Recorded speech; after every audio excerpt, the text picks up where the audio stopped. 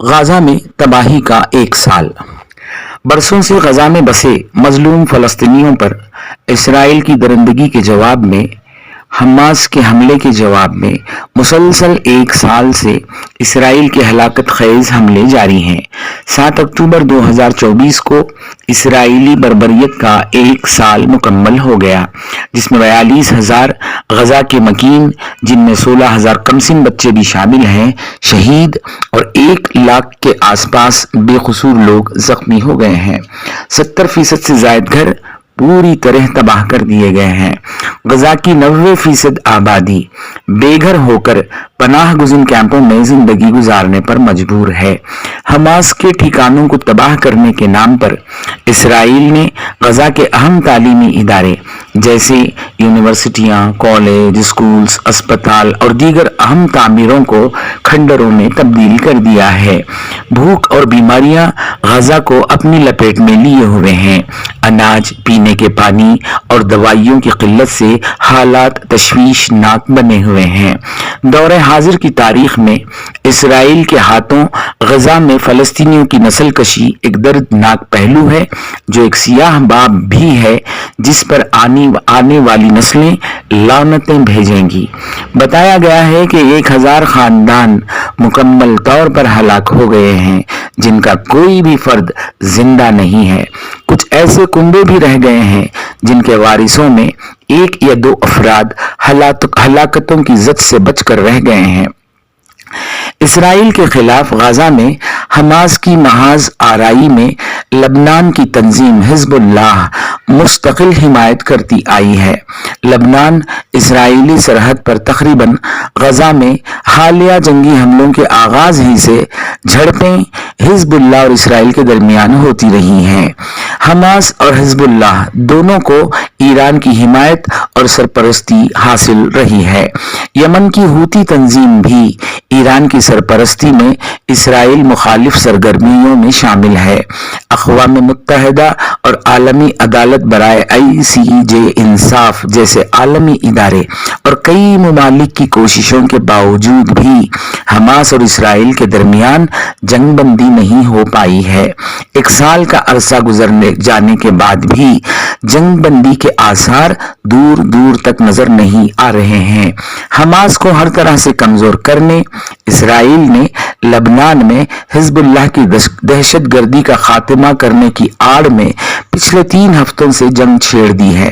لبنان کے کئی علاقے اسرائیلی فضائی حملوں سے شعلوں کی لپیٹ میں ہیں۔ حزب اللہ کے کئی سرکردہ کمانڈروں کی ہلاکتوں نے ایران کو اسرائیل پر حملہ کرنے پر مجبور کر دیا ہے۔ ایران کی پشت پناہی کے باعث اسرائیل اب یمن کے ساتھ بھی چھیڑ چھاڑ کر رہا ہے۔ ایران نے اسرائیل کو آگاہ کیا ہوا ہے کہ جوابی کارروائی کے لیے وہ ہر طرح سے تیار ہے، جبکہ جنگی وسائل کی فراہمی میں ایران امریکہ اسرائیل کی حمایت کرتا رہا ہے۔ غزہ، لبنان، یمن اور ایران کے ساتھ مڑبھیڑ کے لیے امریکہ اسرائیل کا بھرپور ساتھ دے رہا ہے۔ اسلام دشمن ایجنڈا زوروں پر ہے اور مسلم ممالک کی خاموشی اور مصلحت پسندی پہلے سے زیادہ اب مشرق وسطی میں کشیدگی کے پیش نظر سوالیہ نشان بنی ہوئی ہے۔ ان حالات میں سعودی عرب صرف زبانی ہمدردیوں پر ہی اکتفا کر رہا ہے۔ اسرائیل اور فلسطین کے مسئلے کے حل کے لیے دونوں مملکتوں کی شناخت کا مدعا تعویلات کے ساتھ پیش کرتے کرتے سعودی عرب پر اصرار طور پر خاموش ہے۔ مصر اور قطر کی امریکہ کی شمولیت کے ساتھ غزہ میں جنگ بندی کی کوششیں بھی ٹھہراؤ کا شکار ہو گئی ہیں۔